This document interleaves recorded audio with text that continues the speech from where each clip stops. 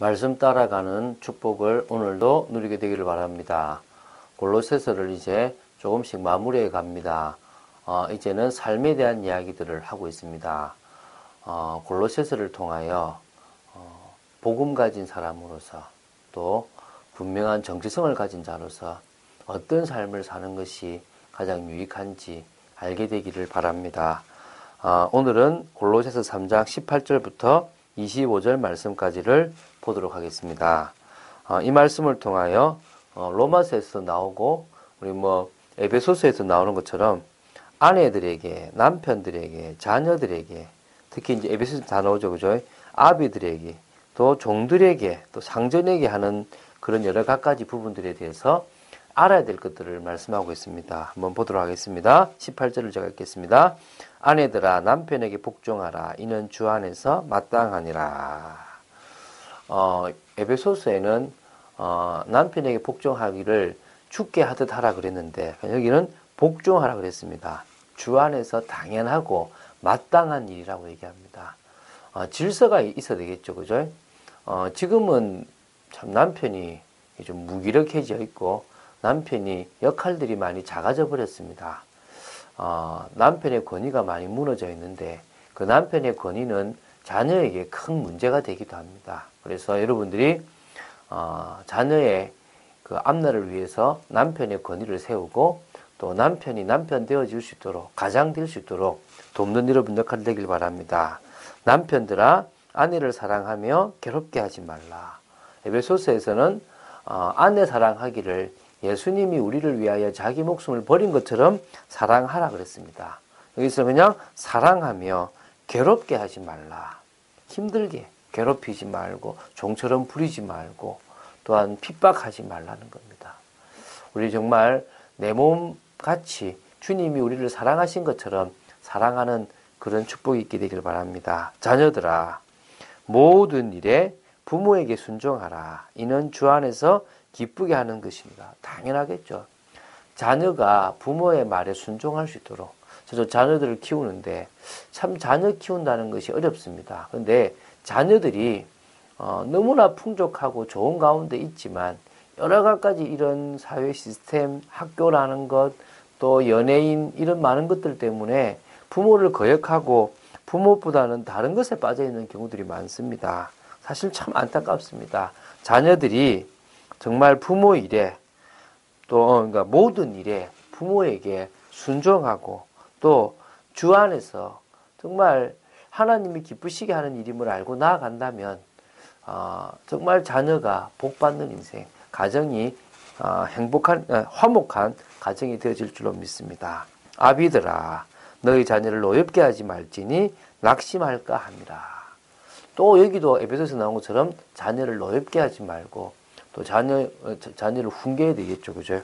그래서 진짜 자녀가 이렇게 노엽거나 이 말은 무슨 말입니까?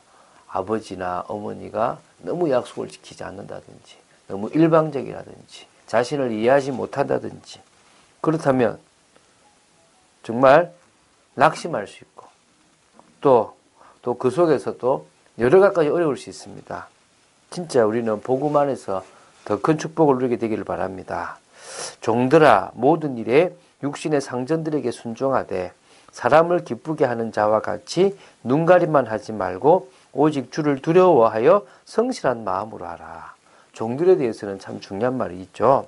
모든 일에 육신의 상전들에게 순종하는데 사람을 기쁘게 하는 자와 같이 눈가림만 하지 말고 오직 주를 두려워하여 성실한 마음으로 하는 것처럼 상전을 섬기라 이 말입니다. 특히 회사에서 일하고 직원으로 일하는 사람들이 할 수만 있다면 정말 하나님 앞에 하듯 죽게 하듯 한다면 인정받는 그런 직장인으로 서게 될 줄로 믿습니다. 우리의 삶 속에 정말 복음 가진 자로서 복음을 위하여 하나님의 영광을 위하여 헌신하고 나아가는 축복이 있게 되길 바랍니다. 그러면서 이런 말이 나옵니다. 무슨 일을 하든지 마음을 다하여 주께 하듯 하고 사람에게 하듯 하지 말라. 당연하겠죠. 여러분이 진짜 무슨 일을 하든지 간에 마음을 다하여 하시기 바랍니다. 마음을 담으시기 바라고 주께 하듯 하시기 바랍니다. 이는 기업의 상을 주께 받을 줄 아나니 너희는 주 그리스도를 섬기느니라. 불의를 행하는 자는 불의의 보응을 받으리니 주는 사람을 외모로 취하심이 없느니라. 오늘 여러분과 제가 불의를 행하는 자처럼 살아서는 안 될 줄로 믿습니다. 왜? 그것만큼 뭐가 옵니까? 보응욕이 되어 있습니다. 그리고 그뿐만 아니라 우리의 삶에 대해서 하나님은 구원과 상관없이 어려움도 주시고 고난도 주시고 또 징계도 주시기도 합니다. 주님은 외모로 그냥 겉만 보고 사람을 취하는 것이 아니라 그 사람의 마음 중심, 그 사람의 행동까지도 길이 보십니다. 물론 그것 때문에 구원받은 건 아닙니다. 구원은 우리의 그런 모습과 상관없는 전적인 하나님의 은혜이면은 이게 말할 나위가 없습니다. 그렇죠. 내가 뛰어나다고 해서 착하다고 해서 구원받은 건 절대 아닙니다. 그러나 구원받은 자로서 정말 믿음으로 살아간다는 삶은 중요하고 우리가 잘못 선택하고 우리가 인본주의로 선택한 것에 대한 결과들은 분명히 가지게 되어 있습니다.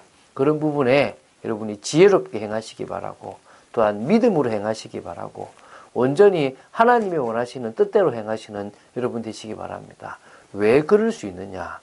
하나님은 질서의 하나님이고 하나님은 창조주시면서 모든 것을 주관하시는 주권자 되신 하나님이십니다. 지금도 하나님은 그리스도를 통하여 모든 일을 진행하시며 성령으로 역사하시며 정말 이 모든 것들이 당신의 뜻대로 되어지도록 역사하고 계십니다. 그렇다면 우리는 하나만 하면 돼요. 그분을 믿고 믿음으로 나아가면 됩니다. 그분을 믿고 하나님이 원하시는 축복된 인생을 살아가면 됩니다. 거기에 가장 중요한 게 뭐냐? 믿음의 발판입니다. 그 믿음의 발판이 든든할수록 우리는 어떤 축복을 누릴 수 있느냐? 온전한 사람이 되어집니다. 여러분, 하나님 보실 때 인정받는 사람, 온전한 사람입니다. 그리스도의 장성한 분량까지 올라간 사람, 그래서 어린아이의 신앙을 버린 사람, 말 그대로 어떤 사람입니까? 진짜 정말 세상의 이 유혹과 이 간사한 이 교훈과 유혹에 이렇게 흔들리지 않고 오직 하나님 원하신 길을 갈 수 있는 사람, 온전한 사람. 그리고 뭐요? 열매 맺는 사람. 시편 1편에 있는 것처럼 복이 있는 사람. 하나님이 기뻐하시는 사람. 하나님의 말씀을 주야로 묵상하는 사람이 되어질 수 있습니다. 그래서 뭐요? 열매 맺는 사람. 오늘 하나님은 우리를 통하여 역사하시고 또 하나님의 나라를 이루시기를 사실적으로 원하십니다. 그래서 우리는 삶이 중요합니다. 삶이 전부라고 말하는 게 아닙니다. 행위를 잘해야 된다 말하는 게 아닙니다. 믿음이 있기 때문에 우리는 믿음이 있는 행동, 믿음이 있는 삶으로 가야 되는 겁니다. 참 어려워요. 왜? 이익 따라 살아왔습니다. 잘 생각해 보십시오. 여러분, 아파트 이사 갈 때 어떻게 갑니까?